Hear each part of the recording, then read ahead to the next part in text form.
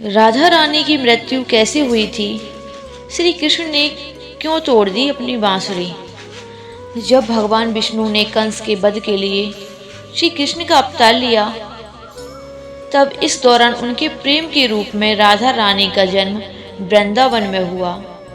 राधा रानी जी के माता पिता का नाम वृषभानु और कीर्ति था। Hello friends, welcome back to my YouTube channel.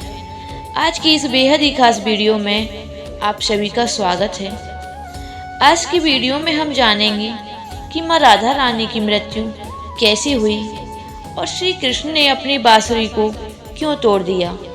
तो इस कहानी को लास्ट तक जरूर देखें, आपको कुछ ना कुछ जरूर सीखने को मिलेगा। और कमेंट में जय श्री कृष्ण एक बार जरूर लिखें। आपको जानकर हैरानी होगी कि कई धर्म ग्रंथों में लिखा गया है कि जन्म के कई साल तक राधा रानी ने कुछ भी नहीं देख सकती थी, क्योंकि जन्म से पहले ही राधा रानी ने यह तय कर लिया था कि पृथ्वी लोक पर उनके द्वारा सबसे पहले देखी जाने वाली चीज श्री कृष्ण का मुख होगा और तब तक वह पृथ्वी लोक पर कुछ भी नहीं देखेंगे। इस बात से आप अंदाजा लगा सकते हो कि राधा कृष्ण का यह प्रेम पृथ्वी लोक में जन्म लेने से पहले ही अनंत था। भागवत पुराण की माने तो श्री कृष्ण ने अपना ज्यादातर बचपन गोकुल में बिताया, जहां उनकी दिव्य शक्ति के कारण उनकी चर्चा चारों ओर फैली। साथ ही श्री कृष्ण और राधा के प्रेम के बारे में भी उस समय पूरे गोकुल को पता था, क्योंकि श्री कृष्ण और राधा 8 साल की उम्र से ही एक दूसरे को प्रेम करने लगे थे। यहाँ हमेशा गोपियाँ श्री कृष्ण की बांसुरी की धुन पर नृत्य करती थीं, तो वहीं राधा श्री कृष्ण की बांसुरी में खोई हुई उनके पास बैठ जाती थी। राधा और बांसुरी का जुड़ाव ऐसा था कि जब श्री कृष्ण बांसुरी बजाते थे तो राधा को ऐसा लगता था कि मानो कोई उन्हें बुला रहा है, मानो उन्हें कृष्ण बुला रहे हैं। इसके बाद श्री कृष्ण और राधा घंटों तक यमुना नदी के किनारे बांसुरी की धुन में मग्न रहते। कई बार तो गोपियों की भी मन में इस तरह के प्रेम को देखकर जलती थीं। जब श्री कृष्ण बड़े हुए तब उनके आसपास के लोगों की जिंदगी काफ़ी तेजी से बदली, खासकर राधा और श्री कृष्ण की, क्योंकि अब समय आ चुका था जिसके कारण श्री कृष्ण ने पृथ्वी लोक पर जन्म लिया था। इसलिए अपने मामा कंस के बुलावे पर श्री कृष्ण को वृंदावन छोड़कर मथुरा जाना पड़ा। मथुरा जाने से पहले ही श्री कृष्ण ने आखिरी बार राधा जी से भेंट की और श्री कृष्ण और राधा इस समय काफी उदास थे। राधा ये बात जानती थी कि श्री कृष्ण के मथुरा जाने के बाद श्री कृष्ण का वृंदावन वापस आना बहुत ही मुश्किल होगा। इसके बाद राधा रानी और श्री कृष्ण शायद दोबारा नहीं मिल पाएंगे। इसलिए काफी समय तक इन दोनों के बीच खामोशी रही और अंत में राधा ने श्री कृष्ण से 2 वचन लिए, जिसमें पहला वचन था कि राधा के दिल में हमेशा श्री कृष्ण का ही वास रहेगा, और दूसरा वचन में राधा ने श्री कृष्ण से कहा कि मेरे अंत समय में आप मुझे दर्शन देंगे। और श्री कृष्ण राधा के दुखों को समझते थे और वह ये भी जानते थे कि राधा शायद उनके वियोग को सहन नहीं कर पाएंगी। इसलिए श्री कृष्ण ने राधा से एक वचन लिया कि मेरे जाने के बाद राधा मेरे वियोग में कभी आंसू नहीं बहाओगे। जिसके बाद श्री कृष्ण अपने भाई बलराम के साथ मथुरा पहुंचते हैं और अपने कर्मों के अनुसार अपने मामा कंस का वध करके मथुरा के जेल में अपने माता पिता देवकी और वासुदेव को मुक्त करते हैं। श्री कृष्ण द्वारा कंस का वध करने के बाद मथुरा की प्रजा में बड़ी खुशियां मनाई जाती हैं, पर कंस की मृत्यु का समाचार जब उसके ससुर मगध राजा जरासंध को मिला तो वह आग बबूला हो गया और अपनी विशाल सेना लेकर मथुरा पर आक्रमण करने चल पड़ा। श्री कृष्ण को जब पता चला कि जरासंध मथुरा पर आक्रमण करने आ रहा है, तो उन्होंने अपने भाई बलराम के साथ एक सेना तैयार की और जरासंध को युद्ध में बुरी तरह हरा दिया। लेकिन अब मथुरा पर काफी आक्रमण होने लगे थे, इसलिए श्री कृष्ण ने यादवों की रक्षा के लिए समुद्र के किनारे एक राज्य का निर्माण कराया। इसके चारों ओर एक बहुत बड़ी दीवार थी जिसमें बहुत से दरवाजे थे और आगे चलकर इसी राज्य का नाम द्वारका नाम दिया गया। श्री कृष्ण ने द्वारका पर करीब 36 साल तक शासन किया, इसलिए श्री कृष्ण को द्वारकाधीश भी कहा जाता है। द्वारका में रहकर श्री कृष्ण ने रुक्मणी और सत्यभामा से भी विवाह किया। श्री कृष्ण और रुक्मणी आपस में काफी प्रेम करते थे। रुक्मणी भी श्री कृष्ण को अपना आराध्य मानती थी।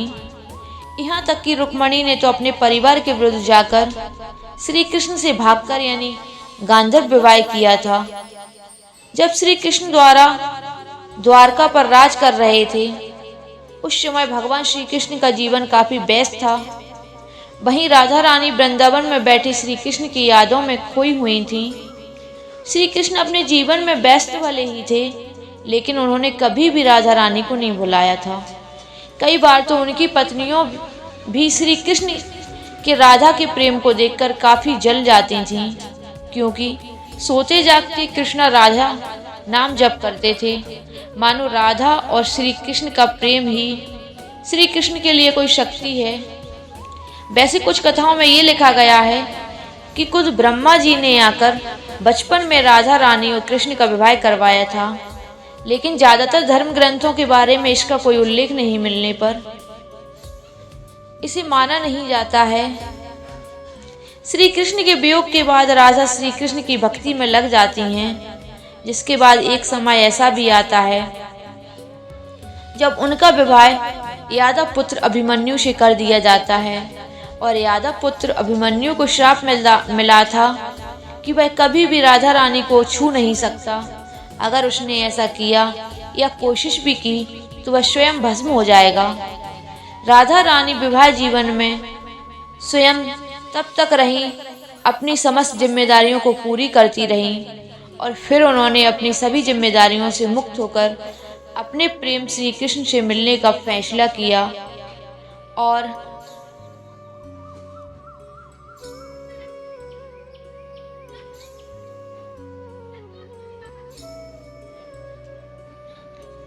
पुराणों में राधा की मृत्यु का उल्लेख नारद पुराण में मिलता है, जहां लिखा गया है कि जब राधा रानी श्री कृष्ण से मिलने द्वारका पहुंची तो यहाँ दोनों काफी समय तक साथ रहे, पर एक साथ एक महल में रहने के बावजूद श्री कृष्ण अपने कार्यों में काफी व्यस्त रहते थे। इसके अलावा श्री कृष्ण को यह भी डर था कि कहीं श्री कृष्ण और उनके प्रेम के कारण श्री कृष्ण की पत्नी रुक्मणी और सत्यभामा को मिलने वाला श्री कृष्ण का प्रेम कम न हो जाए, इसलिए राधा रानी ने श्री कृष्ण को बिना बताए द्वारका छोड़ दिया और वापस वृंदावन चली आईं। लेकिन अब राधा रानी का अंतिम समय आ चुका था, जिसके बाद राधा रानी ने अंतिम समय में श्री कृष्ण को उनकी वचन की याद दिलाई कि कैसे श्री कृष्ण ने मथुरा जाते समय राधा रानी को उनके अंतिम समय में पास रहने का वचन दिया था। जैसे ही श्री कृष्ण को राधा रानी के अंतिम समय का आभास हुआ तो वह तुरंत ही राधा रानी के पास पहुंच जाते हैं और अपने प्रेम को इस तरह अंतिम सांस लेते देख श्री कृष्ण काफी भावुक हो गए।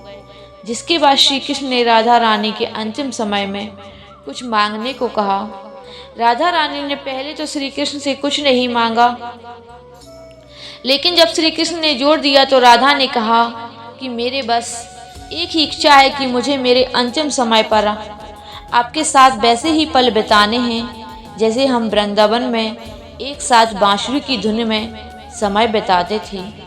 राधा रानी के ऐसे वचन सुनकर श्री कृष्ण ने अपनी बांसुरी उठाई और मधुर आवाज में उसे बजाना आरंभ कर दिया। बांसुरी बजाने के दौरान श्री कृष्ण और राधा लगातार एक दूसरे को देख रहे थे। दोनों की आंखों में एक दूसरे के प्रेम के कारण आंसू थे। इसी तरह वृंदावन की पुरानी यादों में श्री कृष्ण और राधा जी